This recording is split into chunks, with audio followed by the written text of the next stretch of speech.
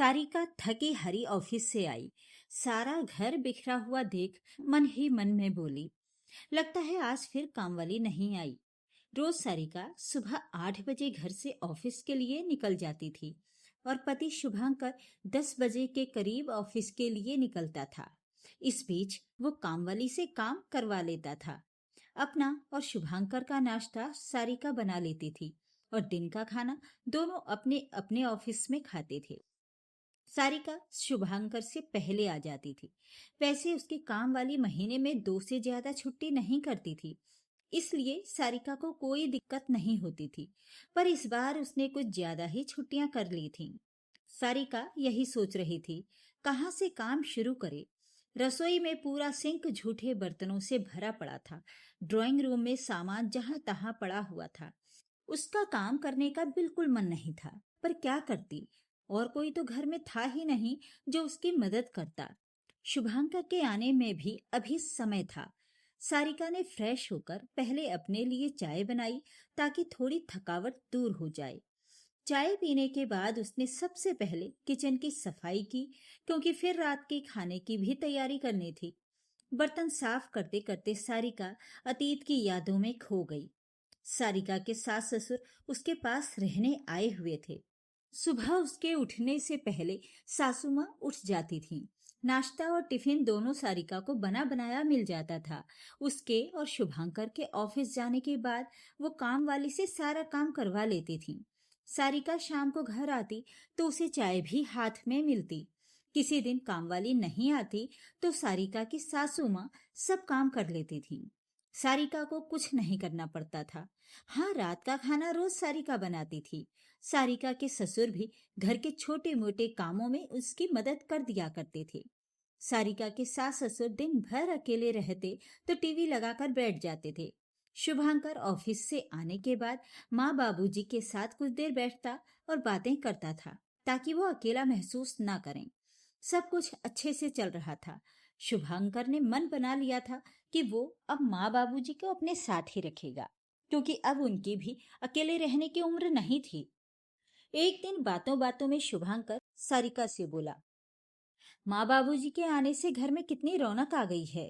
काम में भी वो हमारी कितनी मदद करते हैं ना। शुभांकर के मुंह से माँ बाबूजी की इतनी तारीफ सुनकर सारिका को लगने लगा कि अगर ज्यादा दिन तक उसके सास ससुर यहाँ रह गए तो उसके पतिदेव तो माँ बाबूजी के चमचे ही बन जाएंगे और उसकी अहमियत कम हो जाएगी। बस फिर क्या था। सारिका के दिमाग में सास ससुर को उनके घर वापस भेजने की खुराफात चलने लगी। उसे लगा, काम का क्या है, काम वाली आती ही है, खाने की भी कोई प्रॉब्लम नहीं। वो दोनों तो दिन में ऑफिस में खा लेंगे और रात को कुछ भी बनाकर खा लेंगे। बस उसने सास ससुर को वापस उनके घर भेजने की प्लानिंग शुरू कर दी। बात बात में वो सासू माँ के काम में गलतियां निकालने लगी और उनसे बुरी तरह से पेश आती। शुभांकर से भी बिना बात झगड़ा करती। शुभांकर को भी आश्चर्य होता कि सारिका को ये अचानक से क्या हो गया। पहले तो ऐसा नहीं करती थी। अब तो सारिका एक और बहाना बनाने लगी कि जब से माँ बाबूजी आए हैं, हमारे घर का बजट ही बिगड़ गया है। दिन भर टीवी चलाने से और रात में 2-2 एसी चलने से बिजली का बिल ज्यादा आने लग गया है। ऊपर से राशन पानी और सब्जी फल का भी खर्च बढ़ गया है, यानी नुकसान ही नुकसान। शुभांकर सारिका पर गुस्सा होते हुए कहता, सारिका, अपने माता पिता पर खर्च करना बच्चों का फर्ज होता है, इसमें नुकसान फायदा कैसा। अपना सारा जीवन उन्होंने हम पर कुर्बान कर दिया।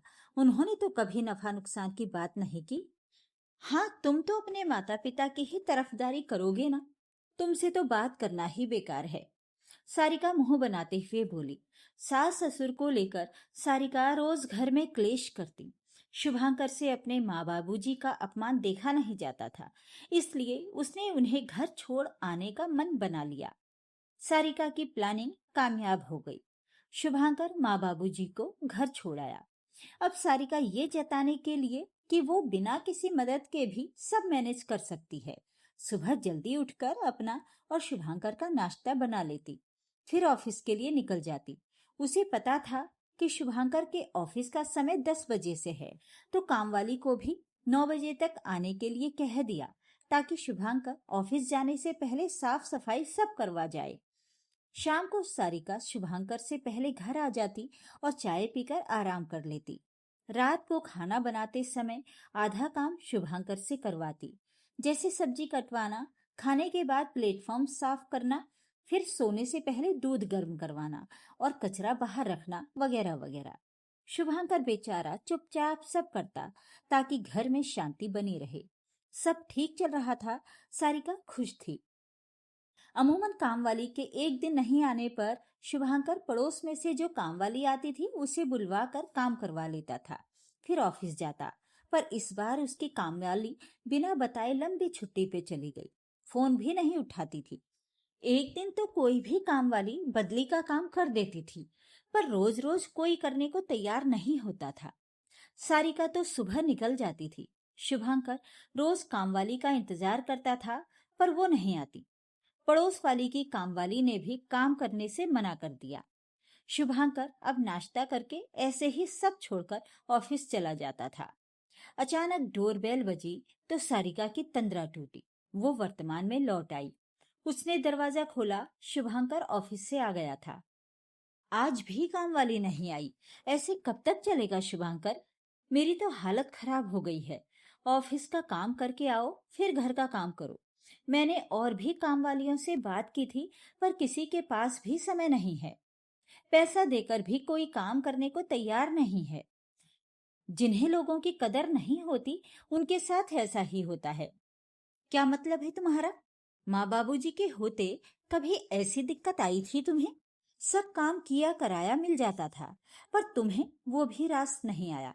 तुम तो अपना नफा नुकसान देखने में लगी थी। वो मेरे माता पिता थे, उनके लिए मैं जितना भी करूं कम है। वो काम तो करते थे, साथ में दिन में कितने आशीर्वाद भी हमें देते थे।